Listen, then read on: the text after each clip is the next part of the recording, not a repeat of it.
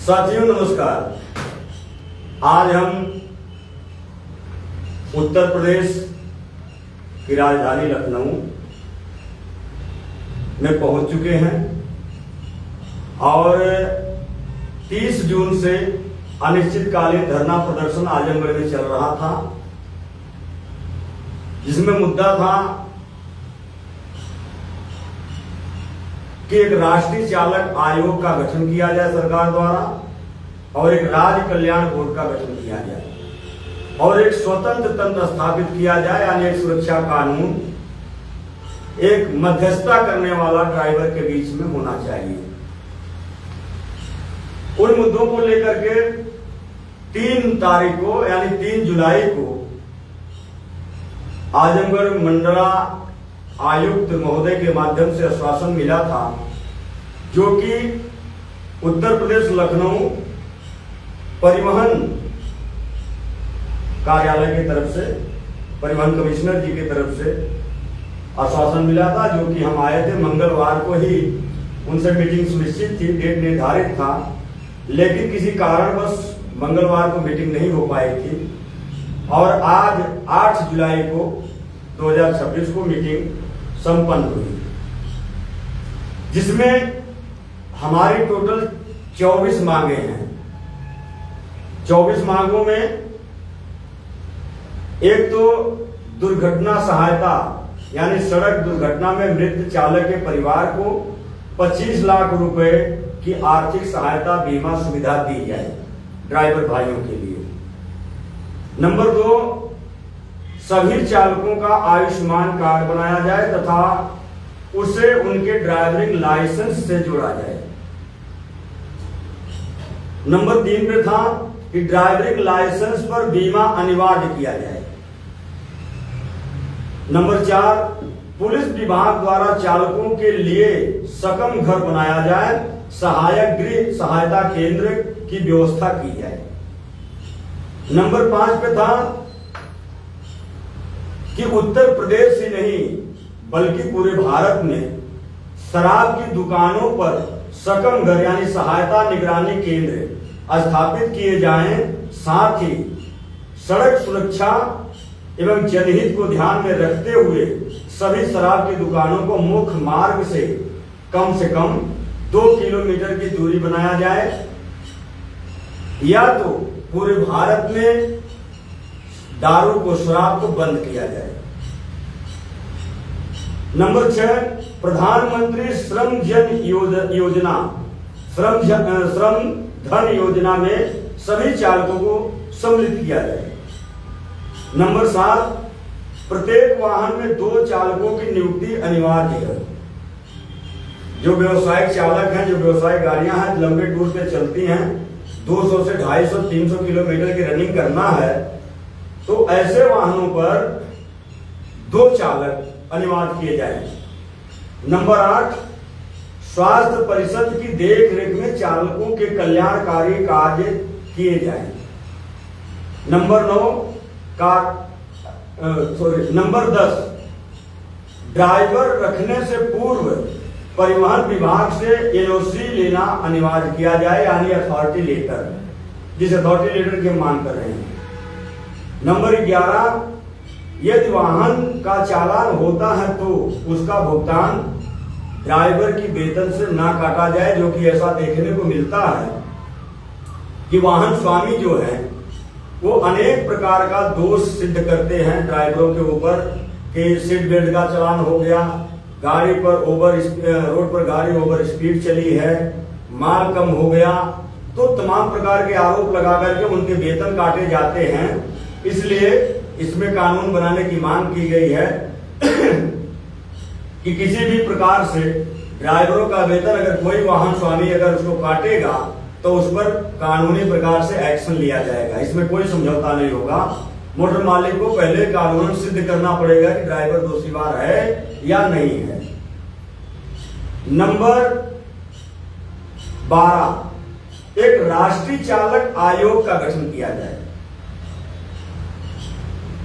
समस्याओं के ड्राइवरों की समस्याओं को अस्थायी समाधान हेतु एक स्वतंत्र तंत्र स्थापित आयोग बनाया जाए जिससे ड्राइवर की जिंदगी सुरक्षित हो और आसान हो, उसको हर संभवतः कानून की सुरक्षा और रक्षा में रखा जाए। नंबर 13, संविदा चालकों को अस्थायीकरण किया जाए, यानी पेट्रोलियम, एम्बुलेंस, सरकारी वाहन एवं बसों में कार्यरत संविदा चालकों को अस्थायी किया जाए तथा सरकारी वेतन लागू किया जाए। जो संविदा पे चालक कार्यरत हैं उनको परमानेंट करे सरकार। संविदा पे कोई नौकरी नहीं होती है उनका भी बीमा, एसआई, पीएफ जारी करे।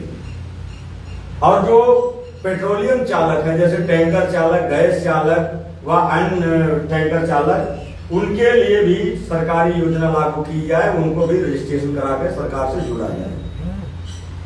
नंबर 14, विधवा पेंशन एवं शिक्षा। चालक की मृत्यु पर उसकी पत्नी को 10,000 रुपया प्रतिमाह मासिक विधवा पेंशन दी जाए तथा बच्चों की शिक्षा एवं चिकित्सा निःशुल्क कराई जाए। क्योंकि ड्राइवर जब मर जाता है, उसका स्वर्गवास हो जाता है, तो बच्चे अनाथ हो जाते, परिवार अनाथ हो जाते, दर बदर के भटकते हैं, तो उनके लिए सरकार को अपना संरक्षण देना चाहिए और वो देना पड़ेगा। हम लेके रहेंगे। उन बच्चों को सरकारी व्यवस्थाएं से बाल विकास योजना के अंतर्गत सरकार उनको जोड़ेगी। नंबर 15, विकलांग सहायता। दुर्घटना में विकलांग होने पर चालक को 15 लाख रुपए की आर्थिक सहायता एवं 5,000 रुपए मासिक विकलांगता पेंशन एवं पूरी तरह स्वस्थ होने तक संपूर्ण चिकित्सा एवं उपचार का खर्च सरकार द्वारा किया जाए। यानी जब तक ड्राइवर अगर एक्सीडेंट में घायल हुआ, उसका हाथ या पैर कट गया है, तो जब तक वो पूरी तरह से स्वस्थ नहीं होता है तब तक सरकार अपने कोष से, अपने खर्च से उस ड्राइवर का इलाज कराए, और ड्राइवर जब तक पूरी तरीके से स्वस्थ नहीं होता तब तक वो सरकारी खर्च में उसको डाला जाए और उसे 5,000 रुपये प्रतिमाह विकलांगता पेंशन प्लस 15 लाख रुपए की आर्थिक सहायता। नंबर 16, राष्ट्रीय सम्मान। दुर्घटना में मृत चालक का अंतिम संस्कार राष्ट्रीय सम्मान के साथ किया जाए ताकि उसे भी एक गौरव प्राप्त हो, वो भी अपने आप को भाग्यशाली समझे कि इस भारत में वो वर्क कर रहा है, अब पूरे देश की रीढ़ की हड्डी है वो, और उसने देश के लिए अपने आप को समर्पित किया, तो उसका भी एक नाम हो, उसका भी एक सम्मान हो। नंबर 17, वृद्धा पेंशन।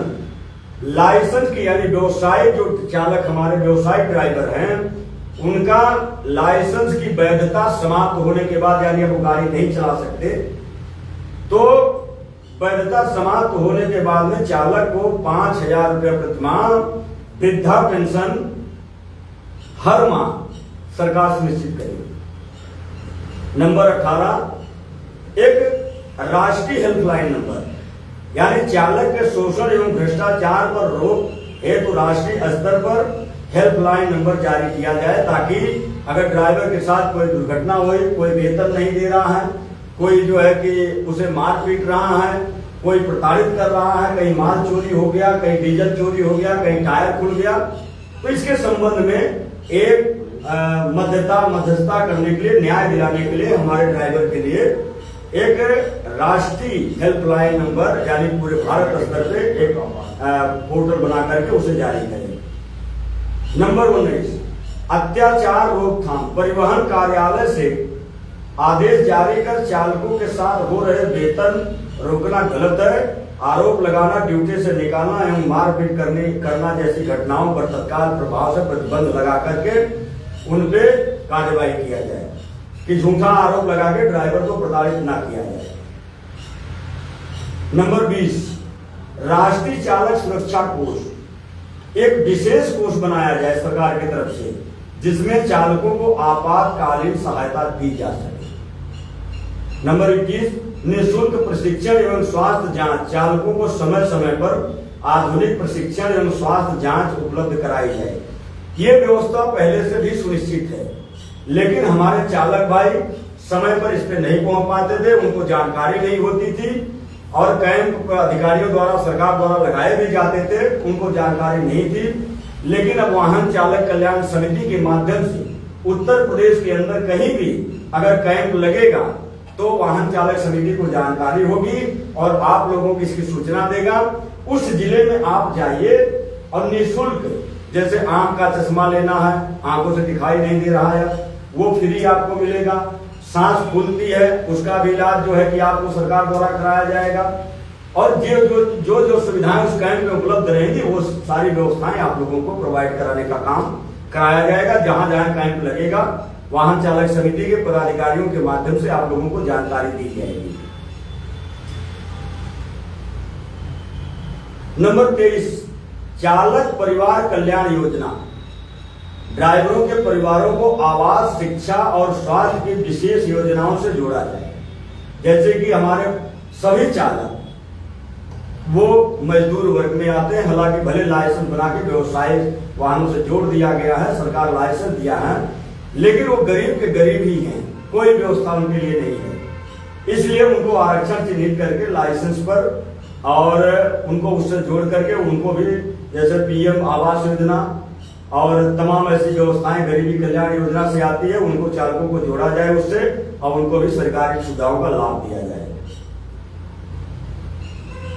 24 नंबर, ड्राइवरों का सामाजिक बीमा, यानी हर ड्राइवर को सामाजिक सुरक्षा बीमा से जोड़ा जाए ताकि उनके जीवन में अस्थायित्व एवं सुरक्षा बनी रहे। तो इन मुद्दों पर हम लोगों ने वाहन चालक समिति के सभी पदाधिकारी, उत्तर प्रदेश में जितने जिले में वाहन चालक समिति चल रही है, सभी जिला अध्यक्ष, उपाध्यक्ष, मंडल अध्यक्ष और प्रदेश के अध्यक्ष मनोज सिंह जी और प्रदेश उपाध्यक्ष जी प्रेम शंकर मौर्य जी और प्रदेश के प्रबंधक धर्मेंद्र जी, प्रदेश के सचिव गीतम सिंह जी और प्रदेश के मीडिया प्रभारी प्रेम जी, सभी लोगों ने मिलकर के वर्क किया और इसके लिए हम बहुत बहुत धन्यवाद देते हैं। आज पूरी सुरक्षा के साथ आज उत्तर प्रदेश के परिवहन विभाग के सचिव साहब से हम लोगों की मीटिंग हुई और बड़ी गंभीरता से उन्होंने आश्वासन भी दिया है कि इस पे जल्द से जल्द कोई ठोस कार्रवाई करेंगे और जो परिवहन विभाग संबंधित है वो उन मांगों पर तत्काल प्रभाव से विचार करने के लिए आश्वासन भी दिया उन्होंने।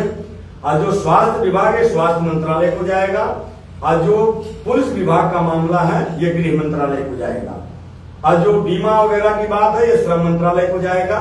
इस पर आगे चल करके जो भी जानकारी होगी मीडिया के समक्ष रखी जाएगी प्रेस वार्ता के माध्यम से और जिले के सभी पदाधिकारियों को भी सूचना जाएगी। बाकी उत्तर प्रदेश या अन्य राज्यों में जहां भी वाहन चालक समिति से जुड़े हुए जो भी सदस्य हैं तत्परता से संगठन को मजबूत रखने की जरूरत है। आपकी जो समस्याएं हैं उस पर सभी पदाधिकारी गंभीरता से कार्य कर रहे हैं। आपके बीच में उपस्थित हैं मनोज कुमार सिंह जी जो सुल्तानपुर जिले से प्रदेश अध्यक्ष और बाराबंकी जिले से प्रेम शंकर मौर्य जी प्रदेश उपाध्यक्ष जी और आजमगढ़ जिले के जिला अध्यक्ष दिनेश कुमार जी जो कि 30 जून से लेकर के 3 जुलाई तक धरना प्रदर्शन चला जिसमें आपकी मांगों को सरकार ने मंजूर करने का कार्य किया है और आगे जो भी जानकारी मिलेगी उसके माध्यम से आप लोगों को सूचित किया जाएगा। यदि हमारी मांगों पर यहाँ पे कोई अनदेखी की गई या इसको पूर्ण नहीं किया गया तो पुनः आंदोलन के लिए हम तैयार हैं। इसलिए आप सभी का बहुत बहुत धन्यवाद। आगे की जैसी जानकारी होगी उस पर भी हम काम करने का काम करेंगे। बहुत बहुत धन्यवाद। मैं सुरेश चंद्र यादव आप सभी के बीच में धन्यवाद।